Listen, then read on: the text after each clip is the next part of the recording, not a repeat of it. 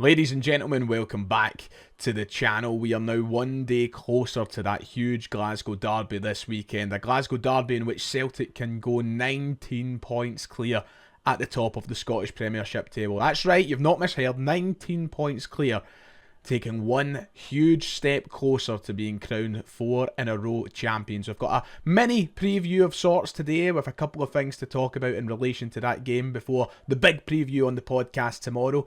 But we've got a few other stories to cover as well. So, let's stop wasting time and let's get this over and done with so we can enjoy the rest of our Thursday.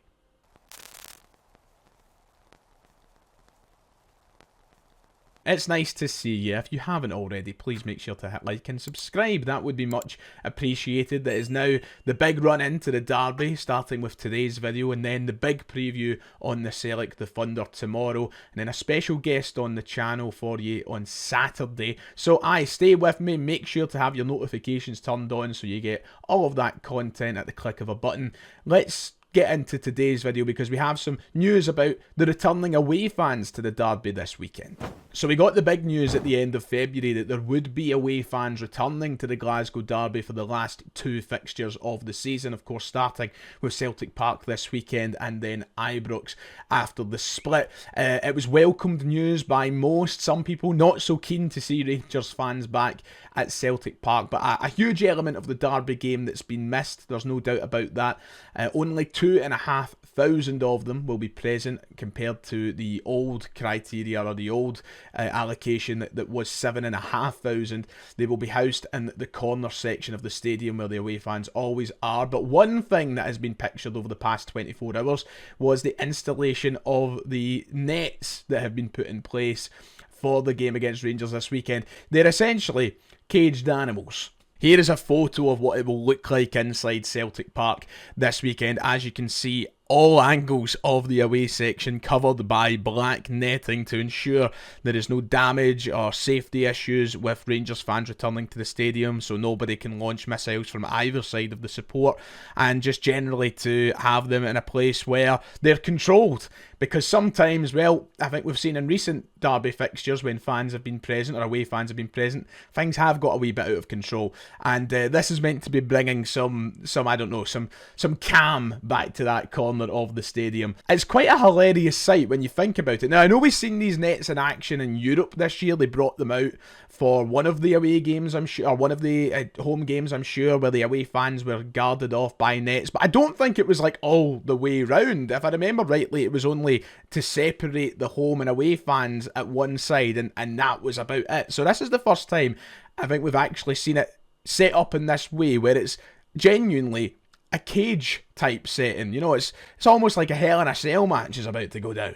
In the Daily Record, it was quoted that situated in the corner of the stadium, Rangers fans will be surrounded by black safety netting after a spat of missile-throwing incidents in this fixture. It's understood that similar measures will be taken for the return game at Ibrox next season, and I assume the split as well, while Celtic Chiefs have installed a £2.6 million segregation fence to keep rival fans apart.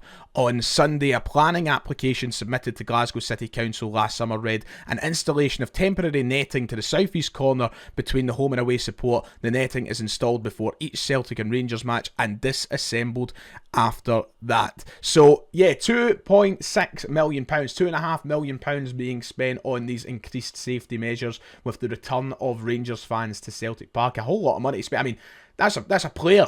You know, that's a player that's being spent on these upgraded safety conditions at the stadium. And I don't blame the club because we've seen how it's went.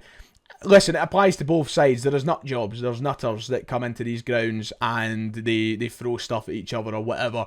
But I think that we know at Celtic Park it had to be done. It had to be done, I'm not going to lie. So I can understand why the nets are there. Of course, we have the gates on the outside as well, which have been set up outside the away section. You'll be familiar with them if you're a match-going fan and you see them every week. They were upgraded over the past summer, I believe. So yeah, increased safety measures. Rangers fans are back. Be interesting to see how this one plays out with the new netting. I wonder what the view looks like from inside it. That's one of my big questions. Both managers have spoke very positively about the return of away fans to this fixture. Brendan Rodgers said it's great for everyone, great for the game, great for the spectacle of the game, and obviously it's ultimately great for the supporters. It's a big part of the fixture, and having been involved with the supporters there, both home and away, and then with them being taken away, you can tell that it does make a difference. And if you care what Barry Ferguson has to say, he said that at this moment in time, he's happy the fans are back in time. We'll wait and see what happens, but at least it's a start. We're a far cry away from the old days of 7,500 Celtic fans being at Ibrox, or vice versa, or even the older days where there used to be tens of thousands of away supporters at the away games. But I'm very interested to see how it goes, and hopefully we'll be seeing them empty out in their droves come the 90th minute on Sunday. Talking about the derby, Jota was keen to share his excitement about his return to the fixture this weekend. Of course, this is his first Glasgow derby since returning to the club in January, and what an impact he had in the Celtic Rangers games in his first spell with Celtic. I hope he's ready to do it all again starting Sunday. This is what he had to say about the fixture, that he is very excited about having the opportunity to be involved in this game. It means something different. It's a very special feeling. It's something that every player should feel once in their lifetime, and for me, I've had the opportunity to play in a lot of them, and I want to play in many more, so I'm just excited about it. The atmosphere is the first thing that comes to mind. It has the feeling of a Champions League game, but it's something different. You can feel it's different. There is a sense in the air that today is the derby, and today we go for it. So I hope he takes that feeling, that excitement into the game this weekend. I just can't stop thinking about his goal in the 4-0 game a few years back with the iconic fist in the air celebration. Do that again for us, pal. That would be much appreciated. He also spoke very highly of Brendan Rodgers, of course, working with him properly for the first time in a Celtic jersey. He said that Brendan is someone who gives us a lot of confidence, but a lot of responsibility as well. He demands a lot from us because he knows that we are capable of it. The standards are quite high. I really like the way we train, the way we play, and then as a group, we are all very well together. We fight for the same thing. So I think the connection between the coach and the players has been really, really nice. So yeah, speaking highly of Brendan, of course, worked with him very, very briefly when Rodgers returned to the club, but was basically away instantly. And I think that Brendan Rodgers is already showing signs of making Jota an even better player than he was during his first spell here. So I'm excited to see where the future goes with the pair of them. So let's take all of that positive energy into the weekend, shall we? That would be great. That damn international break is approaching. That's right, the words that we all dread, international break. Celtic do have a lot of players going on international duty this time round. In fact, you could field a full team basically with the players going out for Celtic. We got news earlier this morning that both Ryo Hatate and Daisen Maeda had been called up for Japan, so congratulations to them. But oddly, we've got to talk about Kyogo for a minute, and I know he's not a Celtic player, don't start shouting at me, but we do need to talk about him for a minute. So as we know, Kyogo left the club in January, with the main reason being that he wasn't getting into the Japanese national team while being at Celtic. He had to move on, he had to play elsewhere if he wanted to catch the attention of the Japanese national team manager. So he done that, he got his move, Celtic made big money, and we lost one of our star players, with the assumption that he would move to Rennes, play a lot of football, and get into the Japanese national team. Well done to Kyogo, because he's got into that Japanese national team, but he's done it without playing any football. Kyogo has played 3 times for Rennes since signing towards the end of January, and accumulated very little minutes for the fee that they paid and for the quality of player that he is. It's shocking the way that his Rennes career has gone so far, and we're even talking about him potentially leaving Rennes in the summer, but somehow he's been called up for the Japanese national team. Now, it's beyond us now, I don't really care, but it's just mind-boggling that he played all of those games for Celtic, had seasons where he was scoring upwards of 20 goals, scoring every week, playing some of the best football that any striker has ever played at Celtic, couldn't get into the Japanese national team, yet when he moves to Rennes, doesn't play at all, he gets a call-up. What is the manager of the Japan national team doing? And I know the first thought is to go, oh, he must just hate Celtic then. But he calls up Maeda and Hatate quite frequently. In fact, Maeda gets a call up every time without fail. So it can't be a Celtic-related issue. I don't know what his problem with Kyogo is, but it's baffling. We've essentially lost one of our best players for a reason that doesn't make any sense. And as I said, I'm past it now. I don't really care, and I'm sure that we'll replace him in due time, but I just don't understand why this situation has become what it is, because something doesn't make sense. Something doesn't add up. And I'm delighted to see Kyogo getting what he left Celtic for. I'm glad that it's worked out for him, if this was the ultimate goal.